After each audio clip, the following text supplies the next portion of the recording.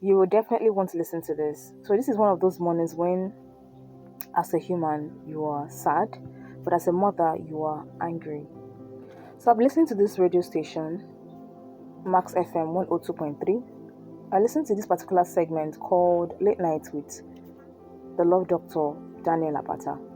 It airs every Monday to Friday from 10 p.m. to 3 a.m. I think you should also listen. Now, in this program, they call people call in and share real life happenings for them, and they ask for counseling or advice, what have you. And then he advises, and people also call to admonish or advise, depending on what is being talked about. So yesterday I listened, and there was this particular thing that really got me very emotional and very saddened. So a woman called and shared her issues. Now, according to this woman, she took in, out of wedlock, and apparently the guy didn't want to cater for the kids, and she had to bear the responsibility of taking care of that child. So when she was still with the baby, she was staying with an auntie, and she was being maltreated and all sort of stuff. Then her grandparents, or her grandfather rather, came and picked her up and took her to Plateau State and kept her in a home while she was still pregnant, and they were trying to they performed this exorcism on her to remove the witchcraft, according to what they said, but she had no witchcraft. So after all of that, the whole village heard what happened, and they ostracized her and they want to go close to her. So she gave birth to her child, and things were not really moving very well. So she relocated to Kubwa, somewhere in Kubwa in Abuja also. She found a place and she started staying there. So when she moved to that place, her child was almost a year plus. But at a year and 8 months, she dropped the child at home and started going to work more and more so that she could cater for the boy's need. Now, bear this in mind, she's an orphan. She has no one to turn to. But then something happened. Where she's staying, the landlord is living there with the daughter. Now, according to her, she said the landlord's daughter started molesting the boy, because she has a boy. Yes, that's a boy. She started molesting this boy at that age. She said she noticed it, but she wasn't so sure until she saw these things happened. She called the girl and told her, why do this, kind of stuff. So they talked about it, and that was the case. But this thing still kept on happening. She reported this thing to the landlady, which is the girl's mother, and the landlady was like, I don't know, this is my child, I don't know what is wrong with her, this is it. So they will drive the girl away. Next week she'll come back again, and then this thing started happening again. At 3 years old, this boy had already had rashes on his private parts. At 3 years old, this boy, whenever the mother is the one maybe trying to put on a cloth or something, this boy's prick is already rising. Pardon my words. So it became so much bad that when this boy is with his peers and maybe there's a little skin showing, this boy is already licking someone's anus. Now this boy is 9 years old now, and the woman said there was a day she came back from work and the boy went out to collect her clothes or something. Maybe he finished taking his bath and she saw a tear and blood from this boy's anus. And she asked the son, what happened to you? The boy said nothing, she's fine and all of that. Clearly, this guy has gone as far as engaging in other form of sexual immoralities. Now the thing is, the child is not going to school. She enrolled the boy in a tailor, fashion design, something, so that she can be going to work and all of that. Now that was where the story ended, because the woman, according to what the woman said, the boy had hernia. She has treated STDs from back to back.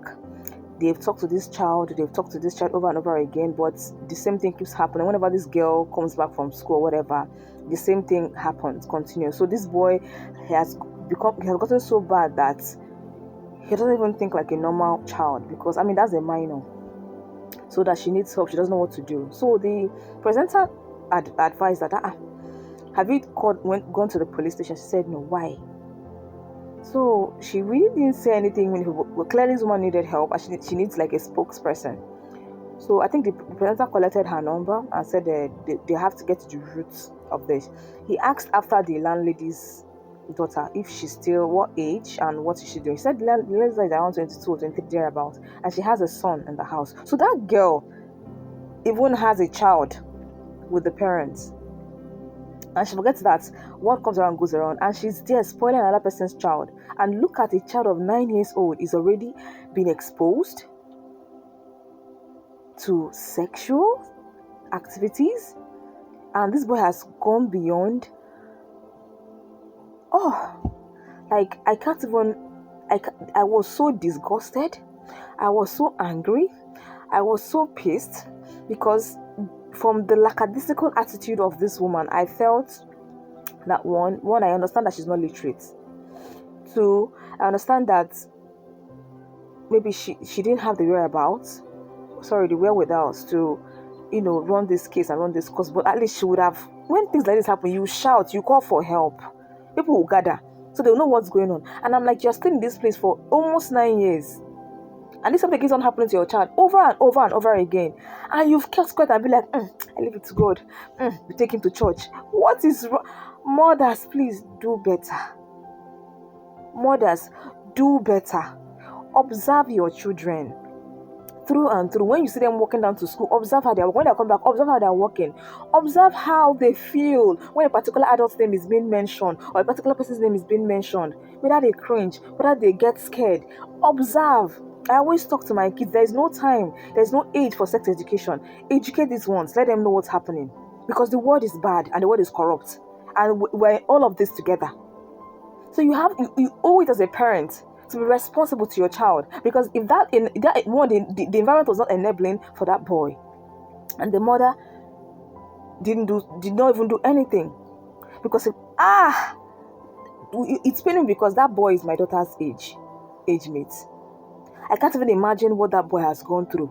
I can't even imagine the level of psychological trauma that boy has gone through, like neglect, pains, shame. His mentality is so distorted that he can't even think straight, or he can't even think as other people are thinking. All he's thinking about is how to get aroused, how to please somebody, how someone to come from the back. Do you understand?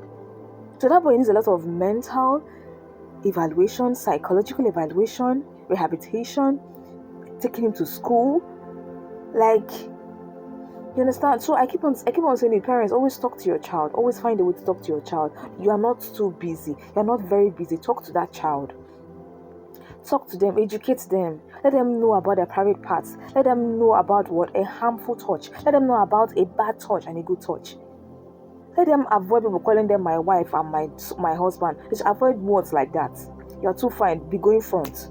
I always talk to my girls all the time because that was how I was talked to. Over and over again. So when I go to school, I'm talking to them. I tell them, don't allow a boy to come close to you, like maybe want to pull your skirt, those kind of things, all those very things that are very trendy. I tell them, don't do that.